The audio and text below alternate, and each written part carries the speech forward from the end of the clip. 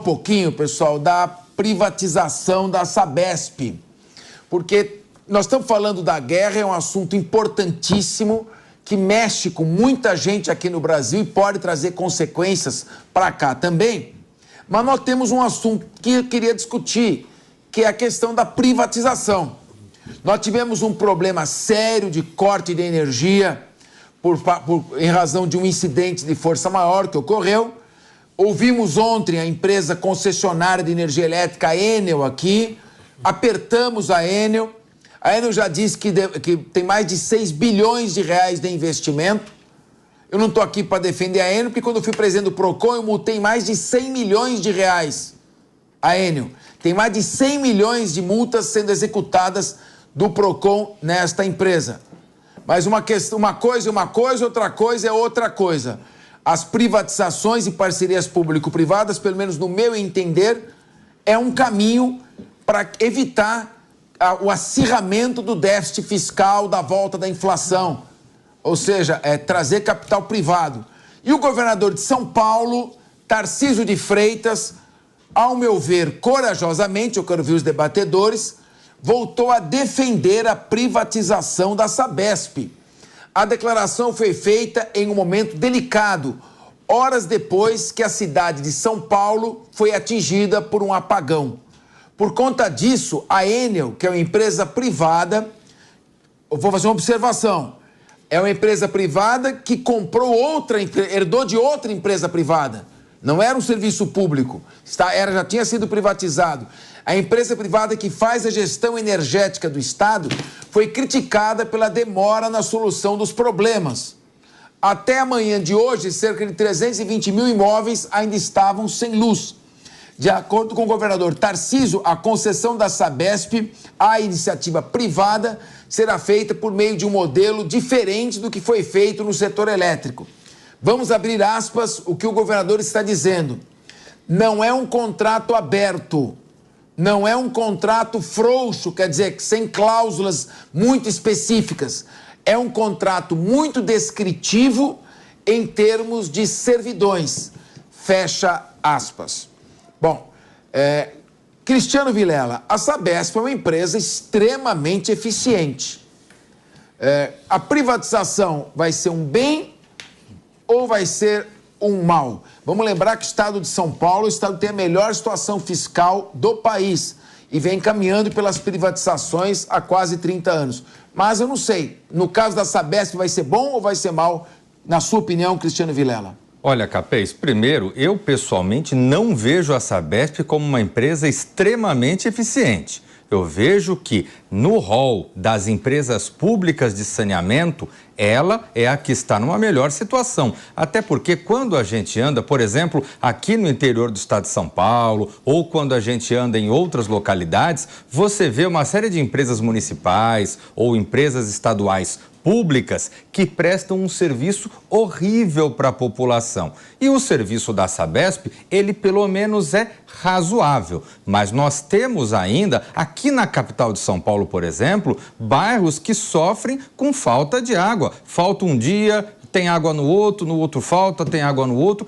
Esse tipo de situação acontece e é absolutamente inadmissível.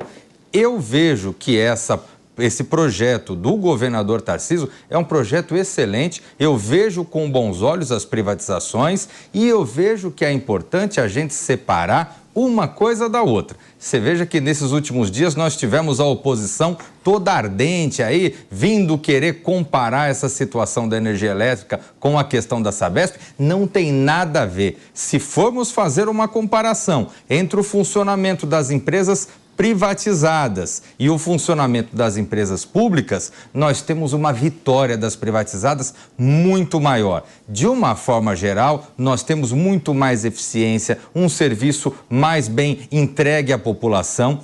O que nós temos que ter, e aí nesse sentido a fala do governador ela foi muito feliz, nós temos que ter uma privatização, uma concessão que seja feito com cláusulas bastante rígidas, com critérios de fiscalização objetivos, de modo que as eventuais falhas, e falhas podem acontecer, desastres naturais e tudo mais, mas essas falhas deverão ser reparadas com a máxima urgência, deverão recair multas em relação a essas empresas, de modo que a gente evite um mau serviço à população. Eu vejo que com essa privatização, com essa concessão dos serviços, a gente vai ter sim uma melhora no serviço de água e esgoto à população do estado de São Paulo.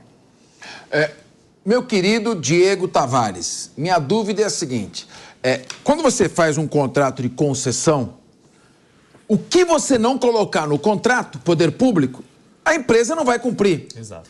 Então, se você tem uma empresa pública, autarquia pública, administração direta, você tem dinheiro público. Normalmente se toma conta melhor do dinheiro privado do que do dinheiro público. Exatamente. Uma empresa privada não faz cabide de emprego. Uma empresa privada não fica à disposição de movimentos políticos que chantageiam o governo. E, além disso, quando você vende uma empresa pública, você tem a chegada dos ativos. Então, você é a favor da privatização ou você acha que não, que é melhor ter um Estado forte, poderoso, que atenda a todas as necessidades da população e arrecade muitos impostos para poder ficar desse tamanho? Nossa, esse é o recorte desse seu final da fala aí, dá para fazer um discurso marxista, né? Praticamente. Mas olha, além de todas essas vantagens, professor, é claro que eu sou a favor da privatização da Sabesp, tem uma outra vantagem que a gente pode pegar esse paralelo da Enel justamente para defender a privatização. Porque imagina quantos restaurantes não tiveram prejuízo de perder todo o seu estoque de congelados, quantas empresas não tiveram prejuízo, pessoas que dependem de energia elétrica para manter aparelhos ligados 100% do tempo em casa, aparelhos inclusive para manutenção da própria saúde. Se a Enel fosse uma empresa pública, todos esses prejuízos deveriam ser cobrados na justiça do Estado, ou seja, recairia sobre o Tesouro Estadual, o dinheiro do contribuinte. Sendo uma empresa privada, é a empresa privada que vai responder por esse prejuízo com o seu patrimônio. Mas a fala do Tarcísio veio assim, num momento excelente e foi muito necessário mesmo defender, porque realmente a situação da Enel pode trazer muitas críticas à possibilidade de privatização da Sabesp. Mas o que acontece? O que a gente tem de concreto em relação à Enel? A Enel não é uma boa empresa, a gente já discutiu isso daqui, mas se você passear por São Paulo, o que você vai ver de árvore caída em cima de fio não é só um problema da Enel, é um problema de zeladoria da cidade. Nesse ponto, faltou também do poder público cuidar para que essas árvores fossem devidamente podadas e não causassem esses prejuízos na rede elétrica. A Enel tem, sim, grande parcela da culpa, mas a gente tem que também passar grande parte dessa culpa à zeladoria aqui da cidade de São Paulo, que tem a sua responsabilidade em manter essas árvores em boas condições para evitar, quando cai uma chuva, nós não tenhamos esse tipo de prejuízo. Meu querido Renato Batista, o Observatório de Política Fiscal divulgou uma atualização dos dados da carga tributária no Brasil. Isso de 1990 a 2022, um belo apanhado. Atingiu 33,7% do PIB. Quando o país uma população entrega quase 35% de tudo que produz para um governo, se espera que o governo possa atender melhor a população nos serviços públicos.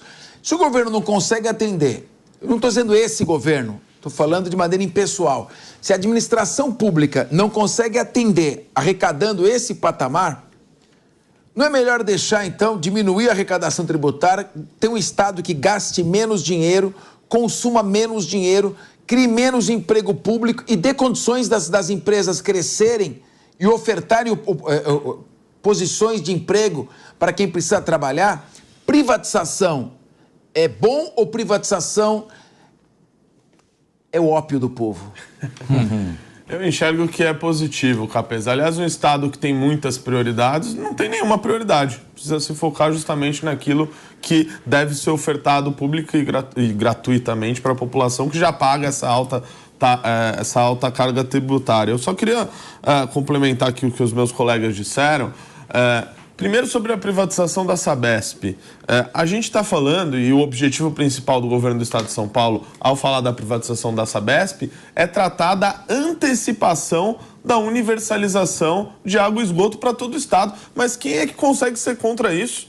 Se a gente manter a Sabesp da maneira que é, a gente teria lá a universalização, acho que daqui a 10 anos, fazendo a privatização com investimento privado, isso poderia ser antecipado. 2029. Quem não quer, para 2029 ao invés de 2033. Quem não quer garantir água e esgoto antes para toda a população do estado de São Paulo? Às vezes as pessoas acabam colocando a ideologia acima do bem comum. E sobre a Enel, hoje a gente vê todo mundo criticando a Enel, inclusive, né, os políticos criticando, porque justamente é uma empresa privada, é uma concessão. Se fosse uma empresa pública, a gente ia ver, não, mas veja bem, a Enel, a rede elétrica, está sofrendo um boicote, estão querendo sucatear a empresa pública, mas como é uma concessão privada, a gente pode e deve criticar a Enel pelo que aconteceu. E como o Diego Tavares disse aqui anteriormente, não só a empresa, mas também o poder público, que pecou muito na poda de árvore, na zeladoria urbana, no planejamento arbóreo da cidade, e agora apareceu com uma solução nova, Capês, que vai na linha da sua pergunta sobre taxas e impostos. Estão falando em uma nova taxa para fazer o aterramento dos fios, mas essa taxa só para quem quiser pagar. E fica a pergunta para quem está nos acompanhando: você aceita pagar mais uma taxa para a prefeitura fazer algo que ela já deveria ter feito? Meu querido Robson Farinazzo, eu estava conversando há um tempo atrás com um deputado de esquerda, mas é muito meu amigo. Eu gosto de discutir, debater temas, eu debato temas, não pessoas, né? E eu disse a esse deputado, não é uma questão mais de direita ou de esquerda. Acabou a ideologia, é questão de fechar a conta. Ou o Estado consegue pagar as suas contas, ou ele quebra e penaliza a população com inflação alta, como temos visto aí no mundo inteiro. Então, não é uma questão ideológica. Privatização e parceria público-privada é uma necessidade econômica e não opção ideológica. Não existe mais direita e esquerda. Aí, sabe o que ele me respondeu? Você é de direita. Eu queria ouvir a sua opinião. Não, eu penso da seguinte forma, Capês. Eu acho que nós somos uma democracia, então tudo precisa ser debatido, né? É importante o governador levantar essa pauta, é importante as vozes que se posicionam contra.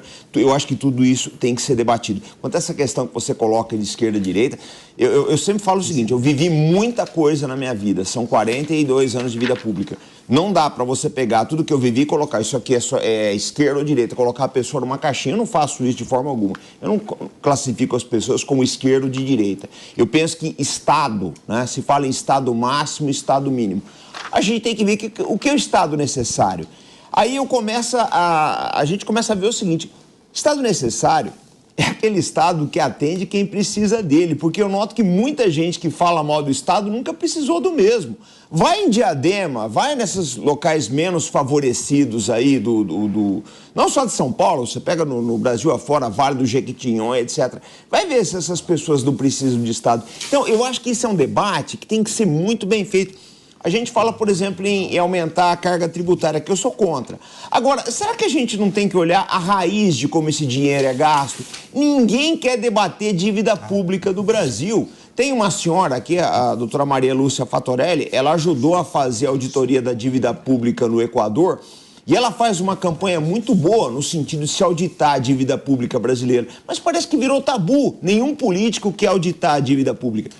Diga-se passagem, o presidente do Equador, o ex-presidente Rafael Correa, né, ele conduziu esse processo de auditoria da dívida pública do país, foi reduzido em 33%, e hoje ele está exilado na Bélgica. Então a gente precisa olhar, né, o vespeiro que é a dívida pública. Cristiano Vilara, você quer fazer um comentário? Eu quero, Capês, só fazer um complemento na fala brilhante do Diego, quando ele fala da responsabilidade do poder público com relação a podas, e aí nesse imbróglio todo somos surpreendidos em saber que a Prefeitura de São Paulo está com um edital aberto para a contratação de empresas para fazer poda de árvore. Nós estamos em novembro, iniciando agora o período das chuvas, e as árvores que já deveriam estar podadas há muito tempo, agora que está em processo de contratação a empresa que vai fazer essas podas. Então, o poder público tem sim muita responsabilidade quando acontece esse tipo de desastre, e não apenas a concessionária de serviços no caso de iluminação. O poder público, como regra, é ineficiente. E, inclusive, quando vem aqui estrangeiros no Brasil, eles esperam um alto nível no setor privado e um baixo nível no setor público. Quer falar, Renato? Não, eu só respeitosamente vou dar uma discordada do nosso comandante Farinazzo, que o Rafael Correa, que era o presidente de esquerda no Equador, foi assim, condenado por corrupção. Essa conversa é sempre assim, gente.